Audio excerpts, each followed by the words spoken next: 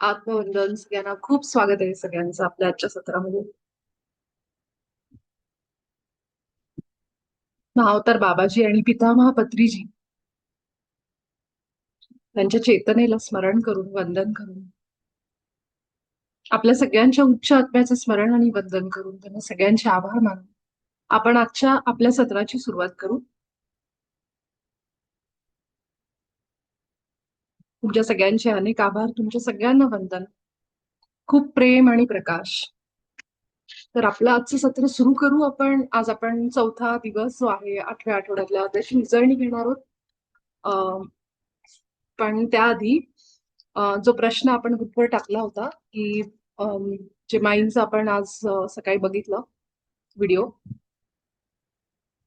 त्यामध्ये माईंनी एक असं सांगितलंय वाक्य की नाम करत असाल, नाम घेत असाल तर तुम्हाला ध्यान पाहिजे, आणि ध्यान घेत असाल तर ध्यान करत असाल तर नामाची जोड पाहिजे, नाहीतर मग कोरडेपणा येतो, वृक्षता येते.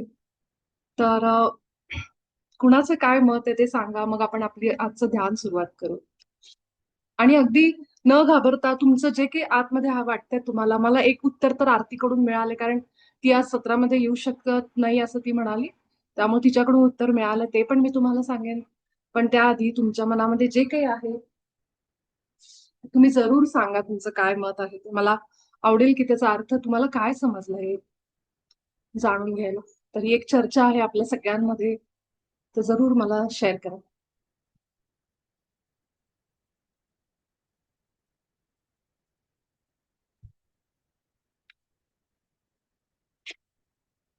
श्रीदादांनी लिहिलं, आपण ज्यांचं नाव घेतो ते देव म्हणजे ईश्वरी गुण, आणि ईश्वरी गुण म्हणजे प्रेम, करुणा. त्यामुळे सतत नाम घेणं म्हणजे त्या गुणात राहणं.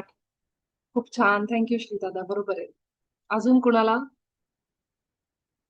अजून कुणाला वाटतं की आपण ध्यान करताना नाम का घ्यावं, असं का म्हणतात?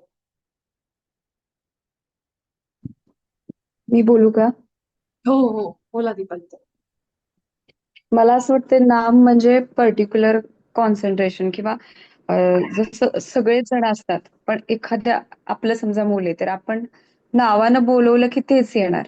म्हणजे त्याच्याविषयीचा जो आपल्याला जिव्हाळा आहे किंवा ती आपुलकी आहे. भरपूर देव आहेत किंवा कुठल्याही संत असतील.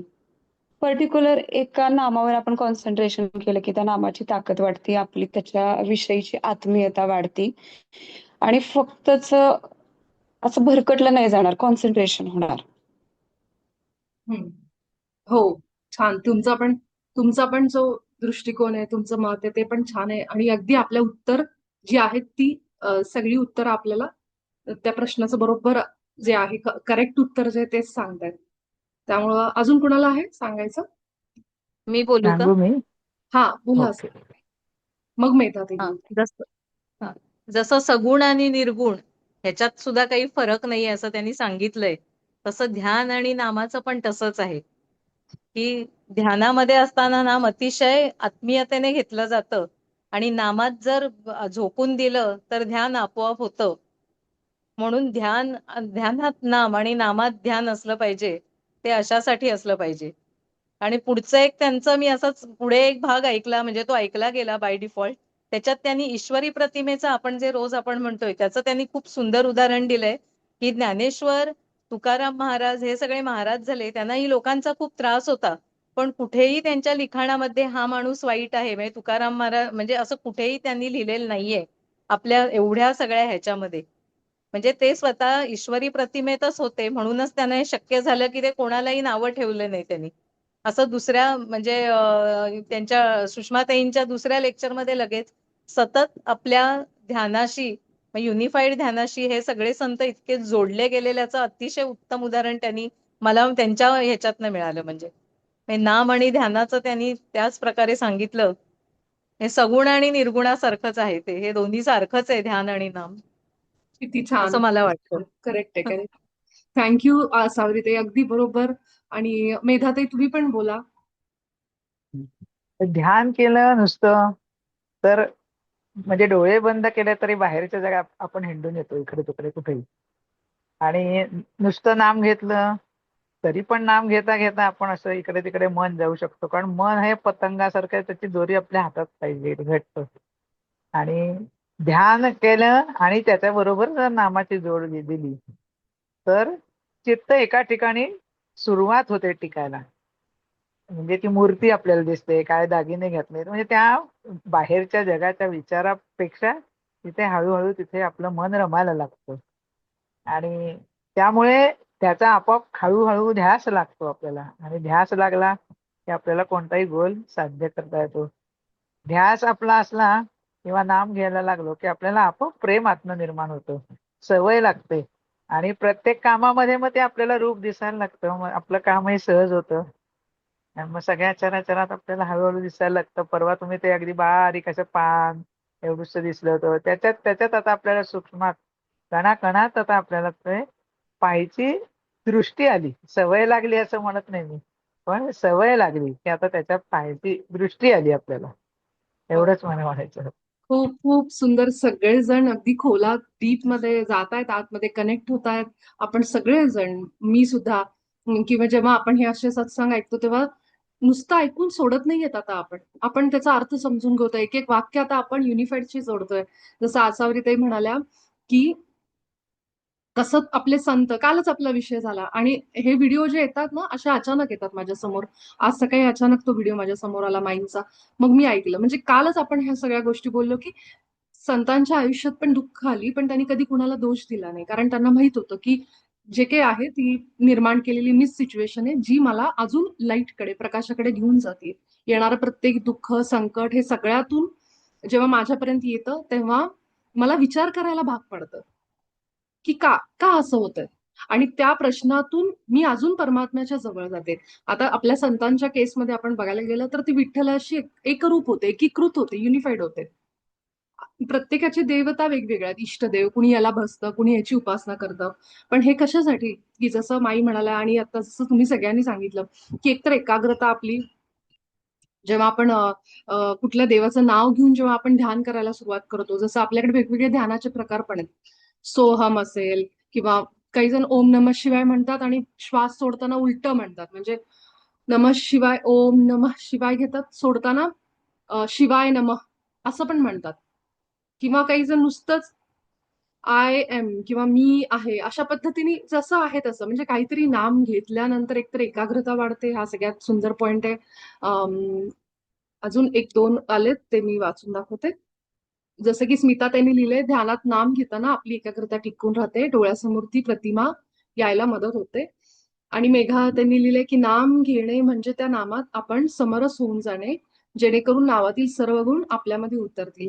करेक्ट आहे. तर विचार आणि गुण हे, एकाग्रता, आणि अजून एक म्हणजे जे प्रेम आपल्याला फील होतं. बघा, आपण ना कुणाचीच भक्ती करत नसतो जेव्हा, काही जण तर देव मानत पण नाही. देव ते म्हणतात की देव आम्ही मानत नाही, देव ही संकल्पना आहे जी आपणच तयार केलेली, आणि सगळं आपल्या आत आहे, असं पण म्हणणारी अनेक लोक आहेत. तर असं होऊ शकतं की अशा वेळी जेव्हा नवीन एखादा माणूस अनेक प्रसंग, अनेक दुःखांनी हे सुरू करतो, तेव्हा त्याला आतमध्ये प्रेमच फील होत नाही. आपली हृदय एकदम अशी दगडासारखी अशी घट्ट, कठीण झालेली असतात, कारण आलेले प्रसंग. आता त्या माणसाच्या दगडाला पाझर कसा फोडायचा, त्यासाठी जेव्हा त्याला एखादी भक्ती दिली जाते, कुठल्या तरी संताची असेल, गुरूंची असेल, देवतेची असेल, स्वामी असतील, गजानन महाराज असं म्हणून त्यांना कुठली तरी उपासना दिली जाते, त्यांच्या प्रेमाखातर का होईना माणूस सगळ्याशी वाईट वागेल बाहेर जगात. पण जेव्हा स्वामींचं नाव येतं, जेव्हा गजानन महाराजांचं येतं, तेव्हा कुठेतरी त्याच्या मनामध्ये एक सॉफ्ट कॉर्नर आपण म्हणतो, हृदय कुठेतरी थोडं नरम होतं. का?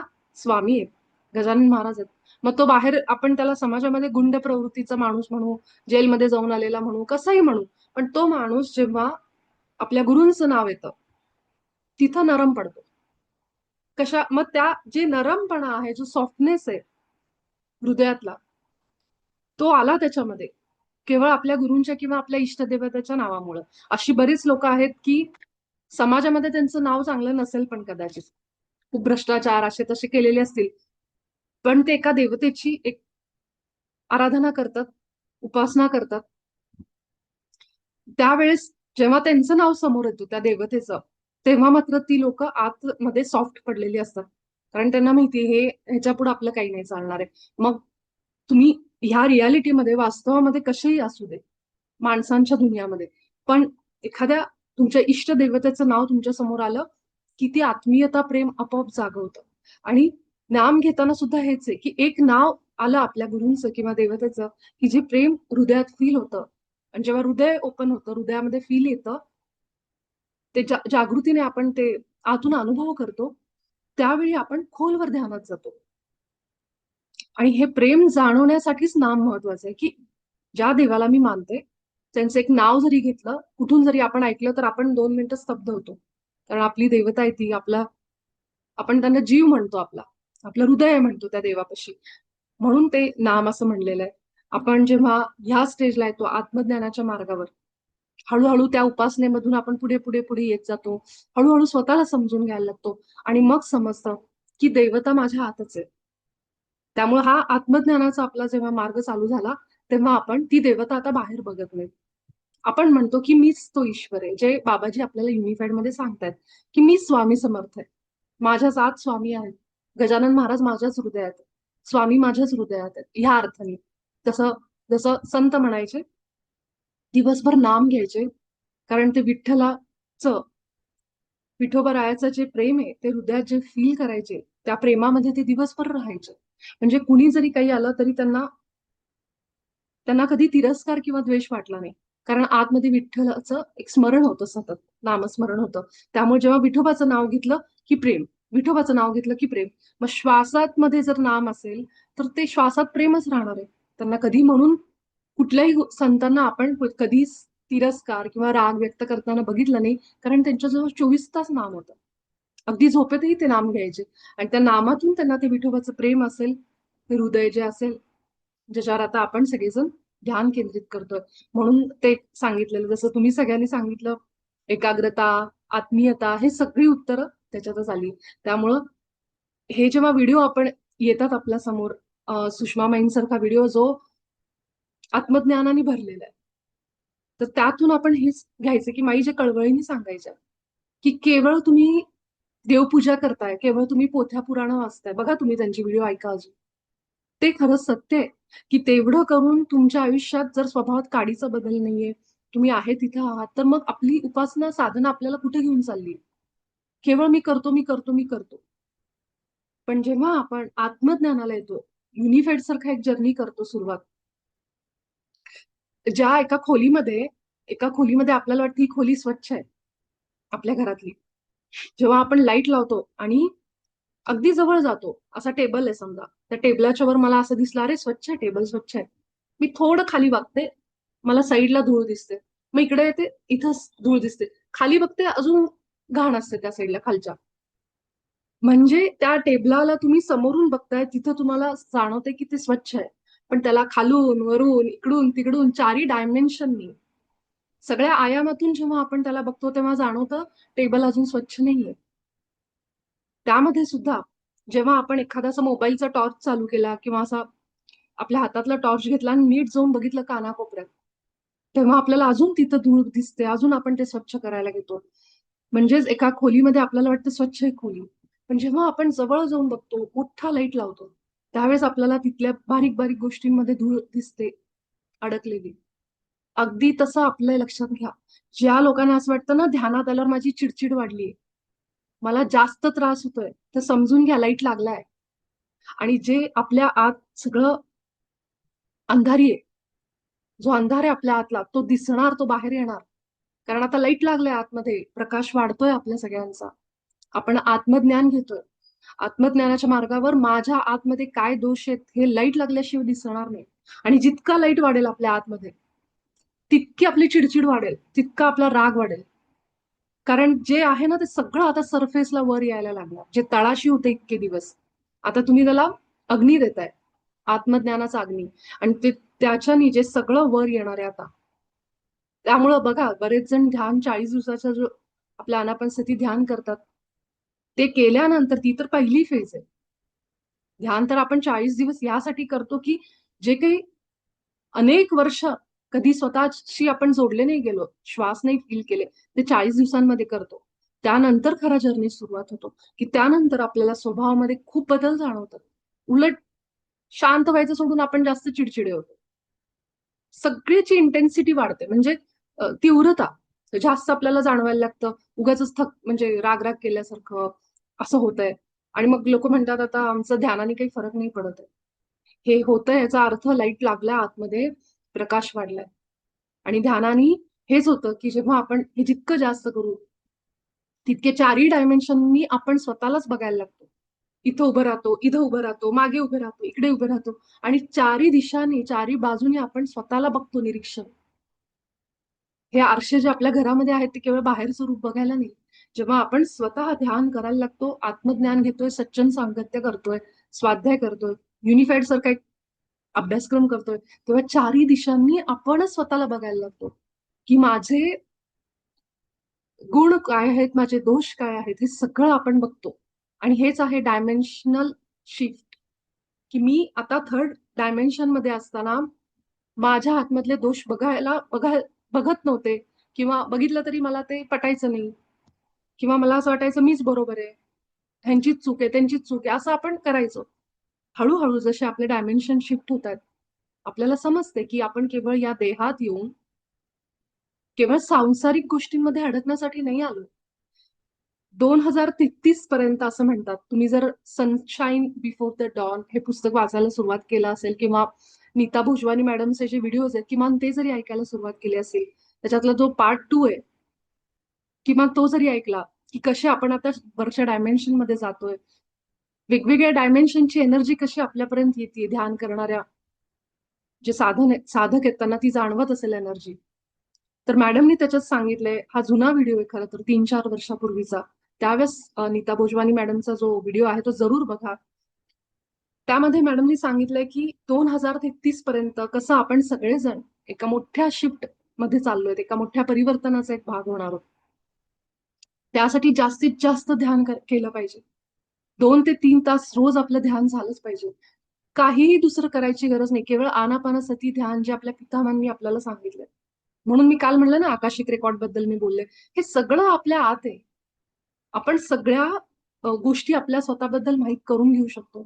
केवळ आपण जर रोजची आपली ध्यान साधना करू तर आपल्या स्वतःच्या आयुष्याबद्दल जाणून घेण्याचा पूर्ण हक्क आपल्याला आहे. कुठेही दुसऱ्या एखाद्या माणसाची, माध्यमाची गरज नाहीये आपल्याला. आपली तेवढी क्षमता आहे प्रत्येकाची, की मी माझ्या आयुष्याबद्दल सगळं जाणून घेऊ शकते ध्यानामध्ये.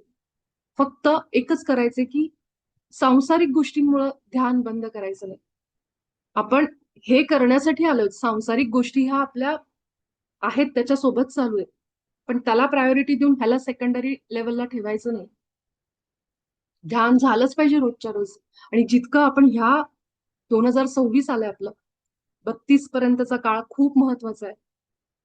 शेवट जेव्हा नीता मॅमचा मी जो व्हिडिओ बघत होते ना, शेवट मॅडमनी इतकं कळवळीने सगळ्यांना एक विनंती केली की आपण मानवाच्या ही जी उत्क्रांती झाली आहे ना, त्याची त्यांनी हिस्ट्री सांगितली त्या पुस्तकामधून. मॅडम म्हटल्या, आपण इतक्या प्रयत्नातून इथपर्यंत पोहोचलोय, हा जन्म तुमचा वाया घालवू नका. म्हणजे ते ऐकताना डोळ्यात पाणी येतं की किती आपण सगळे आत्मे अनेक संकट झेलत, दुःख झेलत, ह्या भावनिक टर्ब्युलन्स मधून अनेक जन्म घेऊन इथपर्यंत पोहोचलोय. नीता मॅम म्हणतात की हीच ती वेळ आहे. 2032-33 पर्यंत जे मोठं ट्रान्सफॉर्मेशन होणार आहे, ह्या वेळेचा आपल्या आयुष्यात फायदा करून घ्या. हा जन्म असाच वाया घालवू नका. जी काही साधना आपण करतो ती जरूर आपली, जरी आपलं वय जास्त असेल, जी काही आपण ह्या जन्मात करू ती सगळी पुढच्या जन्मामध्ये आपलं, हे तर काही येणार नाहीये. भौतिक आयुष्यातला एकही रुपया आपण घेऊन जात नाही, पण ही जी साधना आहे, जे ज्ञान, हेच आपण पुढे घेऊन जातो. जसं माई पण म्हणाल्या तसंच अगदी ह्या काळाचा फायदा करून घ्या, की इतकी प्रचंड एनर्जी, लाईट. म्हणून तुम्ही बघत असाल टीव्हीवर न्यूज लावून, सगळीकडं आता नुसता प्रकाश इतका वाढतोय की जे काही काळी सगळी कर्म आहेत ती सगळी बाहेर येतील. एक एक एक एक एक एक सगळं सगळं येणार बाहेर. कारण प्रकाश एवढा वाढलाय की जिथं जिथं कानाकोपऱ्यात सगळं सुरू आहे ते सगळं दिसणार आता आपल्याला, की काय भरलेलं आहे, कशी मानसिकता आहे, कशा पद्धतीने हे सगळा अंधार आपल्या आजूबाजूला आहे, तो सगळा अंधार समोर येणार. तो येतोय कारण हा काळच तसा आहे की सगळं प्रकाशात आणणार, सगळं उजेडात आणणार. आणि त्यामुळं आपण सुद्धा ह्या प्रकाशाचा फायदा आपल्या आयुष्यासाठी करून घेतला पाहिजे. तर जितकी मेहनत हे सगळ्या एनर्जीज आपल्यासाठी घेतात, महाअवतार बाबाजी असतील, पितामह पत्रीजी असतील, ज्यांनी ध्यान प्रचार करून एवढी मोठी संस्था उभी केली. आज पिरामिड मास्टर किती मोठ्या लेवलला काम करतात ध्यानाचा. तर ह्यांची सगळ्यांची मेहनत आपल्यासाठी, आपल्या कल्याणासाठी. त्यामुळं आज बाबाजींनी जो युनिफाईडचा आपल्या समोर अभ्यासक्रम आणलाय, तो करत करत आपली ध्यान साधना 2 ते 3 तास रोजच्या रोज काही असलं तरी करायचीच. कारण ह्या वेळेतच आपण आपल्या कॉन्शियसनेसमध्ये, आपल्या चेतनेमध्ये मोठी वाढ झालेली बघू. जे अजून 3 वर्षापूर्वी स्लो स्पीडनी होत होतं, ते आता वाढलंय अजून. जसं जसं आपण पुढे जातोय, जी लोक ध्यानात येत आहेत, 1-2 दिवसात, 4 दिवसात त्यांना अनुभव यायला लागले. इतकी आता ग्रोथ फास्ट होतीये. ज्या गोष्टीसाठी आपले ऋषीमुनी अनेको वर्ष गुफेमध्ये जाऊन बसायचे तपस्या करत, वेळेचं चक्र इतकं जोरदार सुरू आहे, फास्ट झालेलं आहे, की आता आपण फार कमी वेळात ते सगळं मिळवू शकतो. त्यामुळे ह्या वेळेचा फायदा करून घ्या. आपली ध्यान साधना सुरू ठेवा. युनिफाईडचं जर्नी, बाबाजींसारखे मास्टर आपल्या सोबत आहेत. अनेक असेंडेड मास्टर्स आपल्या सोबत आहेत. त्यांच्या सगळ्यांची एनर्जी आपल्या सोबत आहेत. तुम्ही सगळेजण इथं पहिल्यांदा आलेले नाही आहात. अनेक साधना करून आपण सगळे हे करतोय. आपण सगळे लाईट वर्कर्स म्हणू शकतो आपण, जे प्रकाशासाठी काम करतोय आपण सगळे. तर आपण स्वतःला लाईट वर्कर्स म्हणू शकतो, की आपण आपल्या आयुष्यात तर प्रकाश आणतोच आहे, पण आपल्या चांगल्या विचारांनी, व्हायब्रेशन्सनी आजूबाजूच्या परिसरामध्ये सुद्धा आपण तो लाईट पसरवतोय. आपल्याला माहित नाहीये ती गोष्ट. तर ध्यानाला बसलं, रेकीला बसलं, आपण जेव्हा युनिफाईड मुळे सारखं सारखं हृदयावर जाऊन जे रिपीट करतोय दिवसभर, संकट तर येत आहेत, प्रत्येकाच्या आयुष्यात आव्हान आहेत ही भौतिक जगातली, पण तरी सुद्धा आपण आपला प्रकाश धरून, तरी पण आपण हृदयावर जाऊन रोज रोज तेच रिपीट करतोय. ह्याच्यासारखं मोठं हिलिंग काम नाहीये. आपण खूप मोठं स्वतःचं आणि पृथ्वी मातेचं हिलिंग करतो, मदत करतो ह्या काळामध्ये. तर ह्याच नोटवर तुमचे सगळ्यांचे आभार मानत, की तुम्ही सगळेजण खोलवर जात आहात. असेच तुम्ही प्रत्येक व्हिडिओ, प्रत्येक सत्संग काळजीपूर्वक, नीट, शांततेत ऐकून त्याचा आपल्या आयुष्यात वापर करून घ्या. तर आज आपण चौथा धडा वाचन करून, चौथी जी दिवस आहे त्याचं वाचन करून लगेच आपण आज ध्यान घेऊ, ज्याच्यामध्ये आपण 3 दिवसाचं आज घेऊ, कारण 3 दिवस ध्यान झालं नाही मला माहिती. तर आपण आज हे वाचून सुरुवात करू. हा चौथा दिवस आहे. हा, आज आज कोण वाचेल?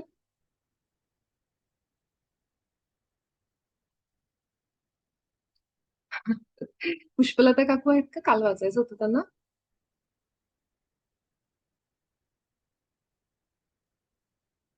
अं, आसावरी ते वाचताय तुम्ही?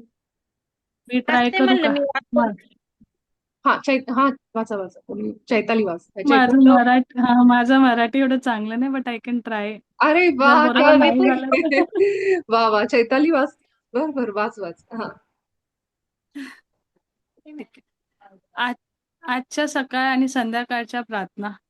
प्रिय ईश्वरा, माझ्या निर्मात्या, मला तुझ्या प्रतिमेत बनवल्याबद्दल धन्यवाद. माझ्या वापरासाठी आणि आनंदासाठी मला सृष्टीचे सर्व ज्ञान दिल्याबद्दल धन्यवाद. आजचा दिवस आनंदात व समाधानात जावा या इच्छेसाठी गरजेचे असणारे सर्व ज्ञान आज मला द्या.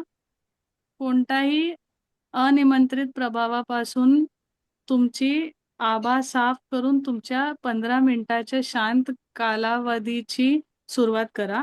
मग ईश्वराचे काही गुण आठवत स्वतःसाठी त्यांचा दावा करा आणि त्या गुणांसोबत एक व्हा.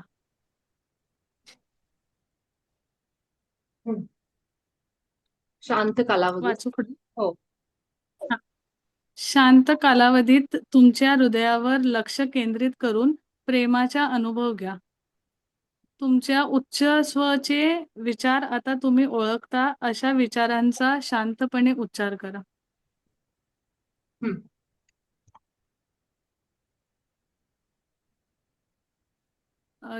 दिवसभरात तुमच्या शांत वेळेत तुम्हाला सांगितलेल्या सत्याचा विचार करा. तुमच्या जीवनात त्याचा कसा संबंध आहे हे शोधा. आज रात्री तुम्ही झोपायला जाता तेव्हा तुमच्या मनात जो कोणी व्यक्ती किंवा वस्तू येईल त्याला प्रेमाची ऊर्जा पाठवा. येस. थँक्यू चैताली. तू खूप छान वाचलं. सॉरी, थोडं चुकलं असेल तर. नाही नाही चुकलं. तुला मराठीची सवय नाहीये, पण तरी पण तू खूप छान वाचलं. त्यासाठी तुझे आभार, धन्यवाद. तर चौथा धडा तुम्हाला लक्षात असेल, वैश्विक सत्य बोलणे. वैश्विक सत्य बोलणे. आपण आपल्या उच्च स्वला डोळे बंद करून आपली रोजची जी क्रिया आहे, आभास स्वच्छ करणे, ईश्वरासोबत एक होणे, त्याचे गुण आठवणे, की माझा ईश्वर प्रेम आहे, प्रकाश आहे, आनंद आहे, उत्साह आहे, समाधान आहे. ह्या सगळ्या गुणांना आठवत आपण त्या गुणांमध्ये आहोत. मी सुद्धा प्रेम आहे, मी सुद्धा उत्साह आहे, आनंद आहे, हे असं म्हणत आपण आपल्या सत्राची सुरुवात करतो.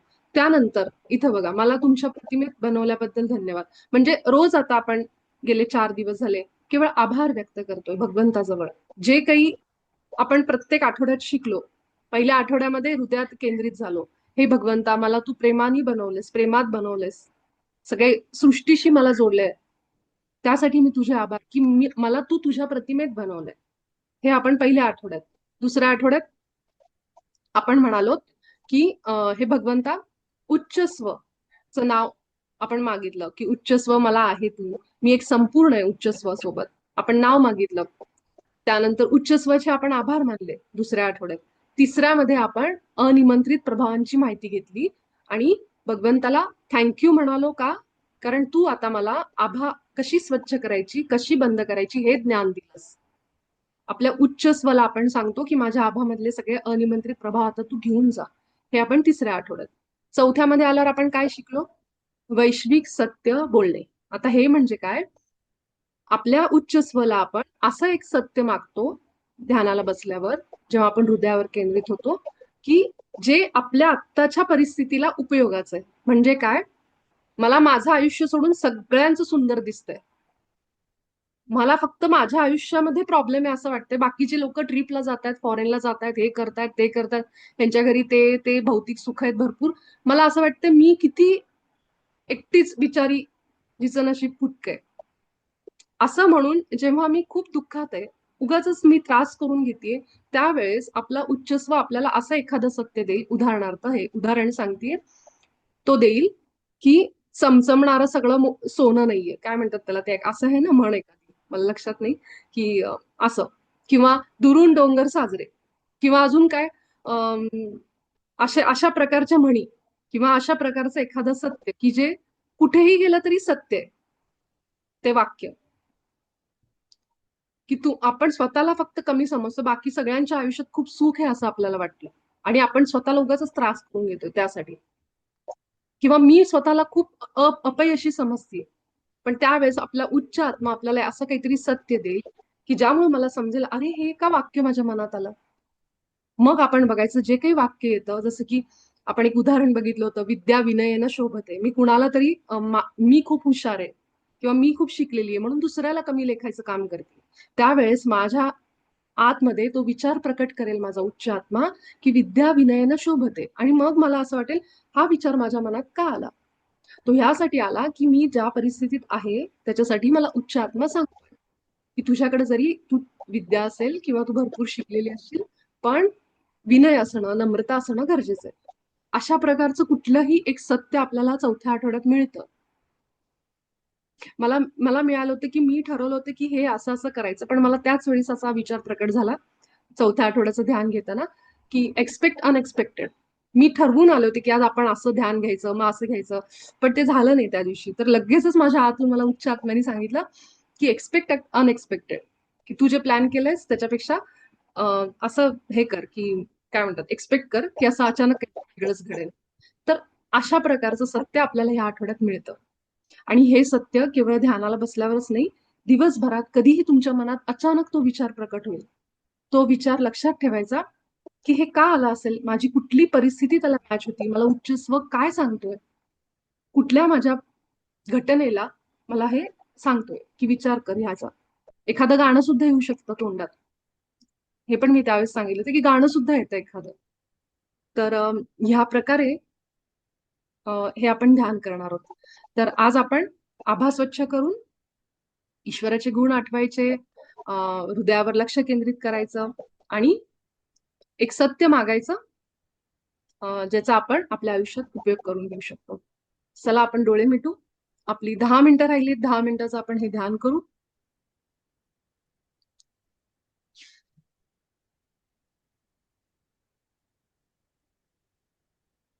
सोबतच तुम्ही हे आजचा सराव उद्या, आज रात्री झोपताना पुन्हा एकदा करू शकता. पुन्हा एकदा तुम्ही विचारा की असं कुठलं सत्य आहे जे मला उपयोगाचं आहे. तर डोळे मिटून ध्यान अवस्थेमध्ये येऊन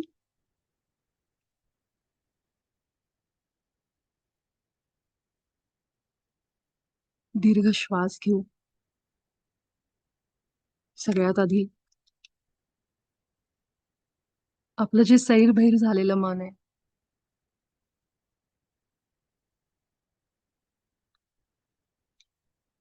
त्याला अगदी शांतपणे प्रेमाने आपल्या श्वासांवर घेऊन येऊ.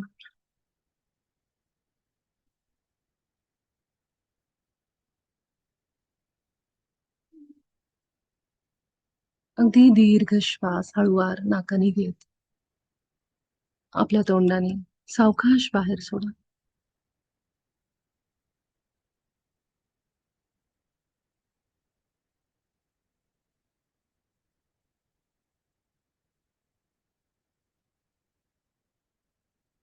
आपल्या श्वासांना आतमध्ये मनामध्ये खोलवर अनुभव करत आपल्या मनामध्ये एक वाक्य म्हणा.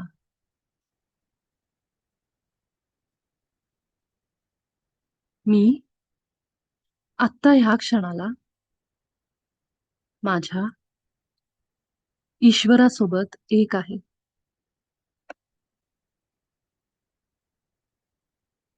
हे वाक्य तुम्ही मनामध्ये म्हटल्यावर तुम्हाला ते आतून म्हणल्यासारखं वाटलं असेल. शब्दांनी न म्हणता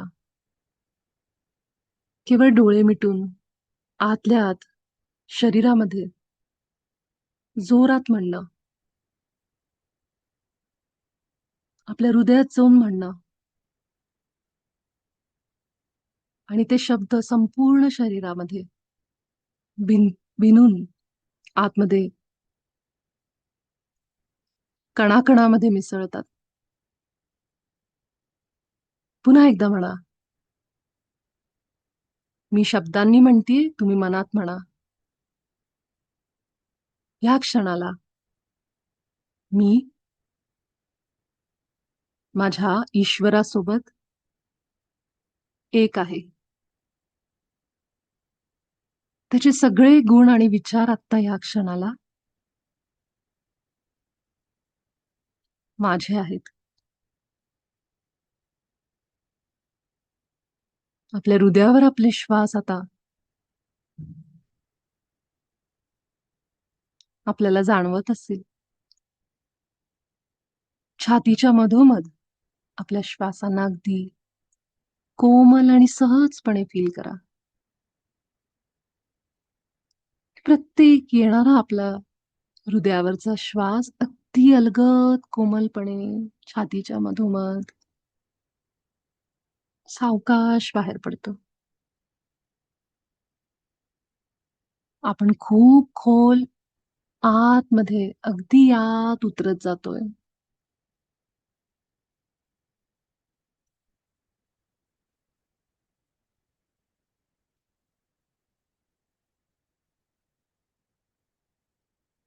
आपण आता आपल्या अनिमंत्रित प्रभावांना प्रेम देऊ.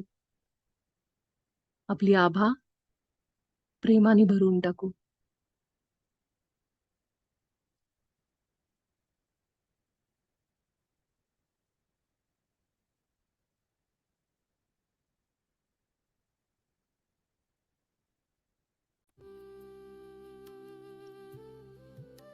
माझ्या आभामध्ये आलेल्या अनिमंत्रित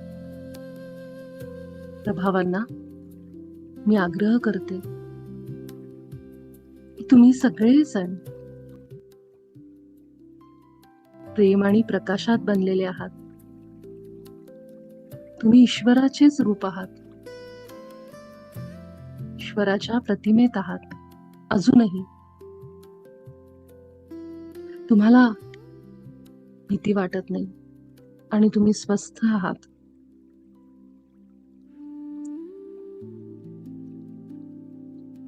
आणि त्यामुळेच तुम्ही सगळेजण तुमच्या आदर्श स्थानी जा, जिथून तुम्ही आला आहात. मी तुम्हाला खूप प्रेम आणि प्रकाश देते.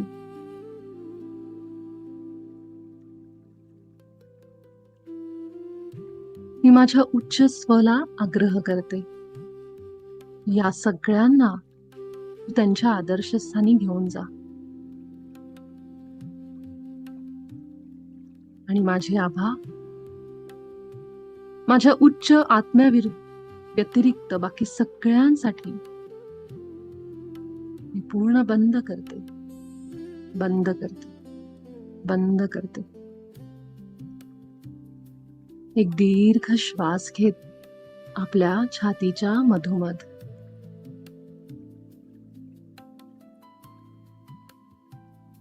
केंद्रबिंदूवर या.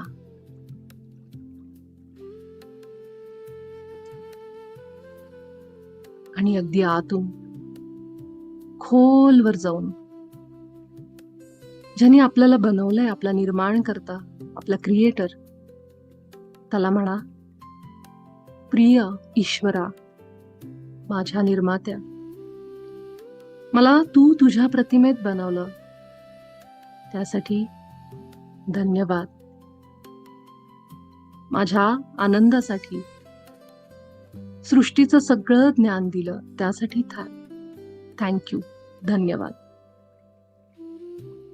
खूप हृदयातून हे शब्द येऊ देत. फील करून म्हणा.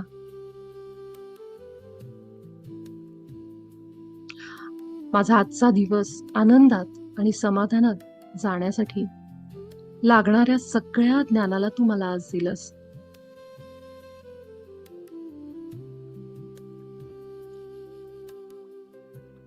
हे ईश्वरा, तू प्रेम आहेस, प्रकाश आहेस, आनंद आहेस, समाधान आहेस, सर्व व्यापक आहेस, सार्वभौम आहेस.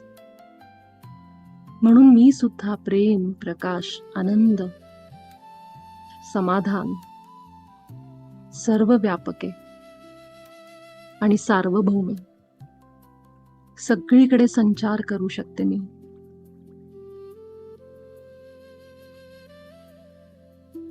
केवळ प्रार्थना, केवळ ईश्वराचे आभार मानण्याची ही वेळ आहे. जितकं हृदयातून येईल तितकं तुम्ही प्रेम अनुभव कराल.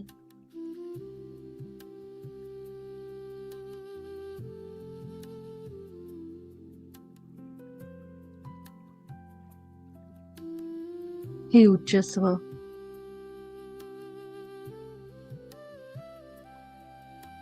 मला असं एक सत्य सांग जे माझ्या आत्ताच्या आयुष्यामध्ये उपयोगाचं आहे. आत्तापर्यंत तू दिलेल्या सगळ्या प्रकाशासाठी, मार्गदर्शनासाठी मी तुझे खूप आभार मानते. हे माझा प्रिय, सुंदर, उच्च आत्मा, मला एक असं सत्य सांग जे माझ्यासाठी उपयोगाचं आहे. आपल्या हृदयामध्ये आपल्या ईश्वराबद्दल आणि आपल्या उच्च आत्म्याबद्दल खूप प्रेम अनुभव करा. एक एक श्वास आपला प्रेमाने भरून जाऊ दे. आजचा दिवस आपल्याला दाखवला, एक श्वास दिले, या सगळ्यांसाठी आभार मानत आपल्या हृदयामध्ये काय सत्य प्रकट होतंय, काय विचार येतोय, यावर लक्ष देत काही वेळ असेच शांत बसून राहा.